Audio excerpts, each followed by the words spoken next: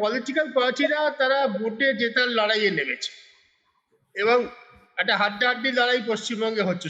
সব জায়গায় হয়, প্রতিবারই হয়, পশ্চিমবঙ্গে আমার হয়তো একটু বেশি হচ্ছে। এখন পলিটিক্যাল পার্টির সম্পূর্ণ ফোকাস ওই দ্রৌপদী স্বয়ম্বর সময় অর্জুনের মতো টিয়া পাখির চোখের দিকে নিবদ্ধ। টিয়া পাখির চোখটা কি?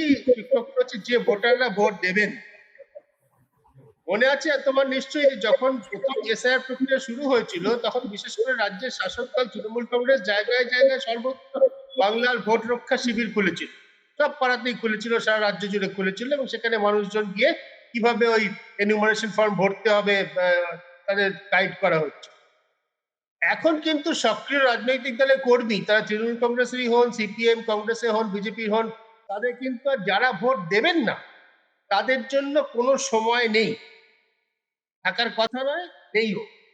এখন কিন্তু তাদের পুরো নজরটা হচ্ছে যারা ভোট দিতে পারবেন তাদের দিকে। তাদের ভোটার তালিকায় কিছু নাম যদি ইনক্লুডেড হয়, নতুন করে যুক্ত হয় এই ট্রাইব্যুনালের মধ্যে দিয়ে, তাহলে তাদের উপরে তারা নজর দেবেন। কিন্তু যারা ট্রাইব্যুনাল এখন আপিল করবেন, যে 24 লক্ষের কথা অমিত সাহেব বলছেন, 60 লক্ষের 40% করে নিয়ে, সেই 40 লক্ষের জন্য কিন্তু এখন কোনো সক্রিয় রাজনৈতিক দলের কর্মী নেই। কিছু এনজিও ধরনের সংস্থা, কিছু আবিদ সাহেবের মতো মানুষজন যারা ব্যাপারটা জানেন, আইন কানুন বোঝেন, একটা ঠিকঠাক ভাবে আইনসঙ্গত ভাবে একটা দরখাস্ত লেখার ব্যাপারে একজন সাধারণ মানুষকে গাইড করতে পারবেন, কিছু ব্যক্তি মানুষ সাহায্য করছেন, কিছু সংগঠন অল্প শিশু সাহায্য করছে।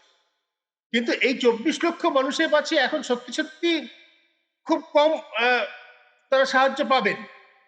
সেই জন্যই যে আমার আশঙ্কা যে নির্দিষ্ট সময়ের মধ্যে আবেদন দাখিল না করতে পারার জন্য তারা ওই হয়তো পার্মানেন্টলি তারা ভোটাধিকার তারা হারাবেন, চিরতরেই তারা ভোটাধিকার হারাবেন।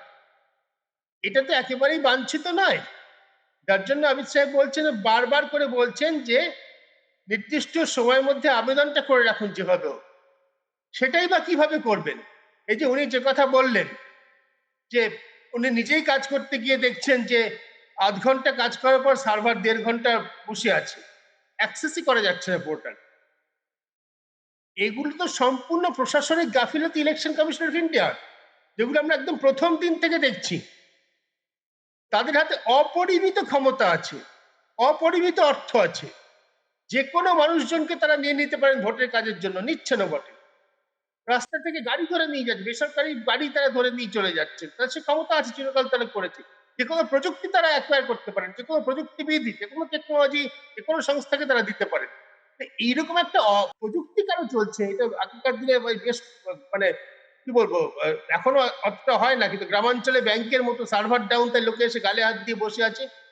আরে গালে হাত দিয়ে যে বসে আছে, টাকা তুলতে এসছে, সে নয় কালকে টাকা তুলতে পারবে, সময়সীমা পেরিয়ে গেলে ভোটাধিকার ফিরে পাবে না। এই সমস্ত মিলিয়ে ইলেকশন কমিশনের যে অপদার্থতা, ইলেকশন কমিশনের অযোগ্যতা, গাফিলতি, এবং যেটা আমরা বলার চেষ্টা করছি, ইলেকশন কমিশন এই প্রথম আমি দেখছি এইবারের ভোটে ভোটারের সহযোগী নয়। ইলেকশন কমিশন যেন ভোটারের শত্রু, সে যেন ভোটার বাদ দেওয়ার চেষ্টা করছে। এর আগে প্রতিটি নির্বাচনে ইলেকশন কমিশনের ভূমিকা ছিল ভোটার যেন ভোট দিতে পারে, সে ভোটার বান্ধব।